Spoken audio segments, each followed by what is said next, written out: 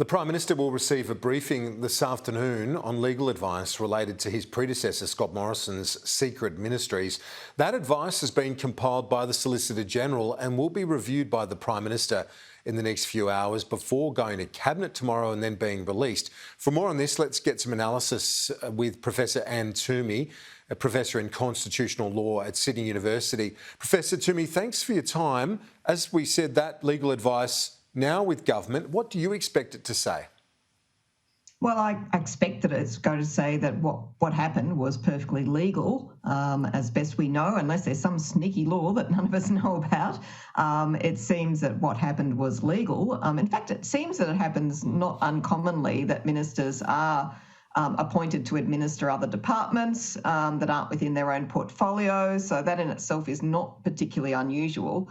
What was unusual here was the fact that the minister didn't know and the department wasn't informed, and indeed neither did most of the cabinet know. So that was the bit that was unusual, not actually the appointment per se.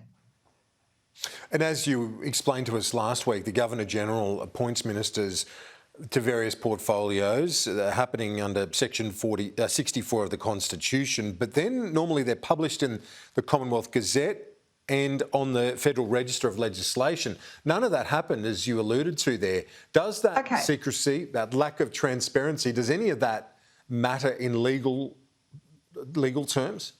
Okay, so the first thing to explain here is something that I've learned along the way, which other people need to know too, is that there are two different things going on here. So if you're appointed as a minister, so the Minister of Health, for example, then that's always gazetted and made public, and it's on the website and there's not an issue with it. But if you are already a minister and then you are appointed to administer the legislation of another department, it doesn't make you the minister of that department per se, but you can exercise the powers there. That has never been gazetted and made public, as far as I know. So as best I can tell, this was not an exception made in relation to the Scott Morrison business. It was just as a matter of practice, that is never gazetted and made public. Now, that needs to be fixed, but it also suggests that the criticism of the Governor-General for not checking to see it was gazetted is unwarranted, A, because it's not his job to gazette it anyway, but B, it never normally is gazetted. So these things apparently happen on the basis of administration rather than official appointments, and therefore are just not gazetted at all, apparently.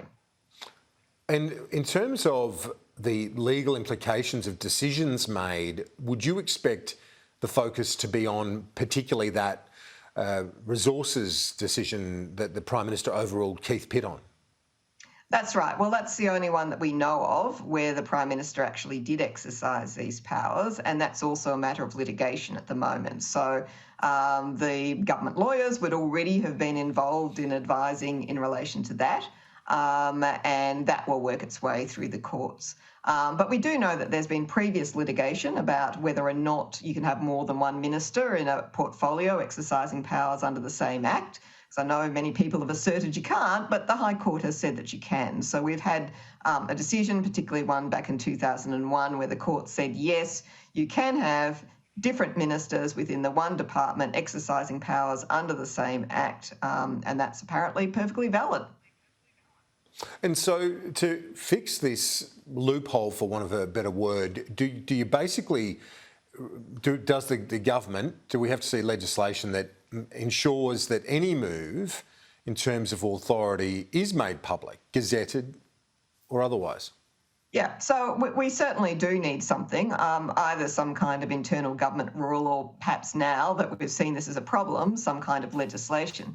So to give you a comparison, the Public Service Act in Section 65 says the Governor-General may, by order in the Gazette, identify which minister is responsible for administering an executive agency. And an executive agency is there like something like the National Archives, so not a normal government department. So we've got that in there, has to be in the Gazette, and it is gazetted for executive agencies, but we don't have it for departments, which is seriously weird. Nonetheless, now that we've identified that this hole is there, we just need to have something to make sure that in future all these types of arrangements are made public, including, by the way, a nomination of acting ministers as well. So if you wanted to look, for example, when Richard Marles acts as Prime Minister while the Prime Minister's out of the country, there is actually nothing gazetted which publicly shows that he's authorised to do that. So this is an ongoing gap. It didn't just happen in relation to Scott Morrison and these particular strange appointments. It also happens in relation to, ordinary arrangements where we have one minister acting for another. At the moment, it's not made formally public in any kind of legal sense, and that does need to be fixed. Do you think that the Governor-General, you touched on this earlier, his role in it, but do you think he acted appropriately? As best I know, yes. So because this was an administrative matter which was paperwork, there was no ceremony, there was no swearing in, no one was made a minister to hold a particular office, then none of this is recorded in the annual reports or the program, etc., because it doesn't fall within that category. It falls within the category of a man sitting down and signing paperwork, right?